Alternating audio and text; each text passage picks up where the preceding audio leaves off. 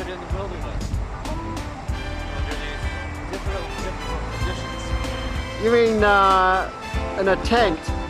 Oh. Not sort of in one of these by chance, Bob? No.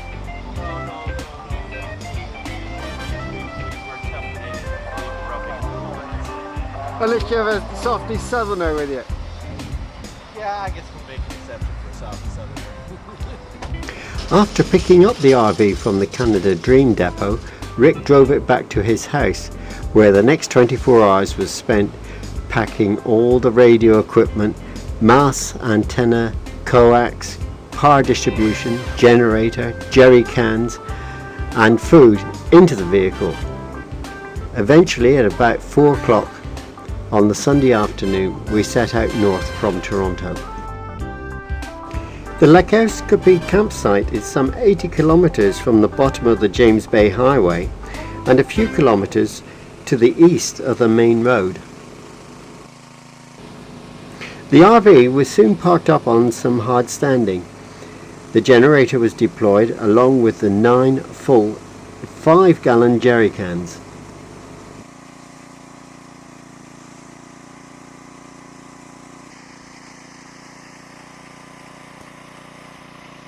Despite Rick's best efforts, the Coleman 5 kilowatt generator was proving to be unreliable.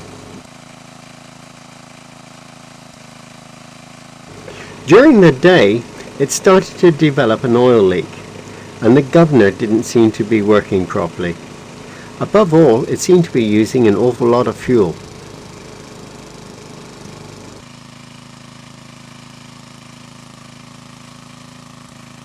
Rick managed to nurse the generator along and keep it going.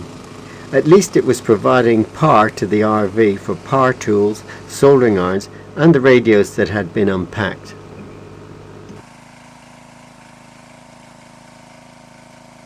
As with previous de-expeditions to Zone 2, half-square antennas were put up.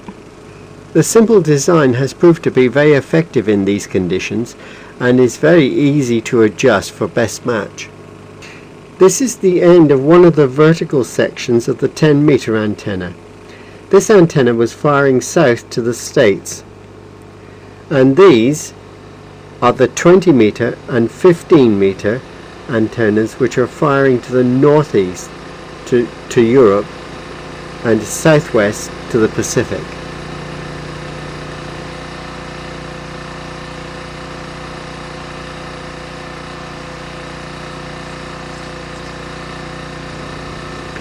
On Tuesday, Rick set up his drill press so as to do some more work on the Battle Creek special antenna.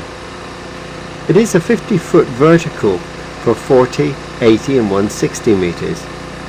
It is a very complicated structure and has 2 loading coils, one halfway up and one at the very top. 2 wire tails are attached to aid the tuning on 80 and 160.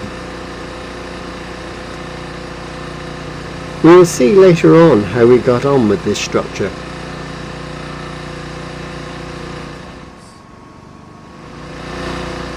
Sort of died there and then came back up again.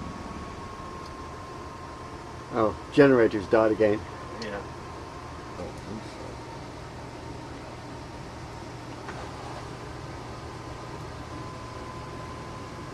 Well, maybe one deep cycle marine battery. You don't put an EMIS for that. Huh? You don't put an EMIS for that cleaning vinegar. Later on that afternoon, we decided that we just had to make the 80-kilometer trip back into Matagami to try to find a generator repair shop. So the cables were disconnected from the RV and the generator loaded aboard and we set out. By the time that we got to Matagami, it had come in dark, but we were lucky enough to find a repair shop that was prepared to have a look at our generator. The downside was that they wouldn't be able to look at the problem until the following morning. With so much antenna work to do back at Cqww and the repair shop unable to tell us by which time they might know more about our sick generator, we decided that we just had to return the 80 kilometers back to the campsite, How are ya? only with the promise that the repair shop would try and phone us in the morning. With no cell phone coverage back at the campsite, Bob contacted Ted VA3 TSG on 40 meters. Ted was back in Whitby, Ontario, but asked him to phone the repair shop for us. We learnt some good news and some bad news. The good news, yes, the generator could be repaired, but the bad news, the parts would not be available until the following Wednesday. That's after the contest.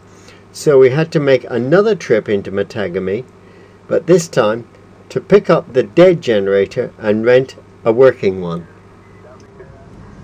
Once again we had to pack up the RV and head back down the James Bay Highway.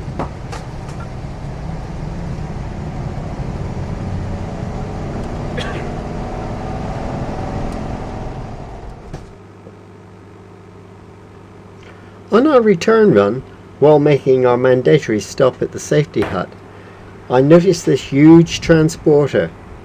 It was carrying a transformer to be delivered to somewhere like Radisson. It was a kind of a push-me-pull-me arrangement with a power unit at the front and another at the rear. I ran out of fingers and toes when counting the number of wheels.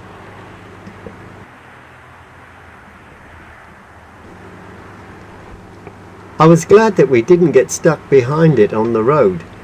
Fortunately, it was parked up for the night and it would not be setting out until morning.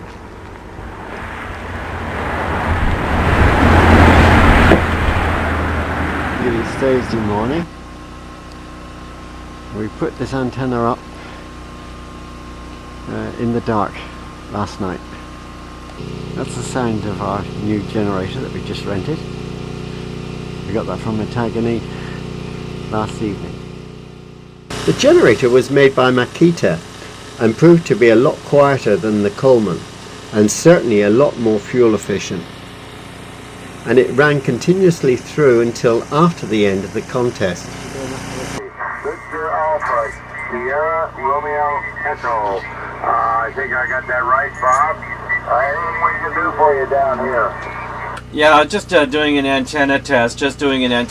Having some problems with an antenna. So just wondering what the signal is like. Just doing an antenna test. Over.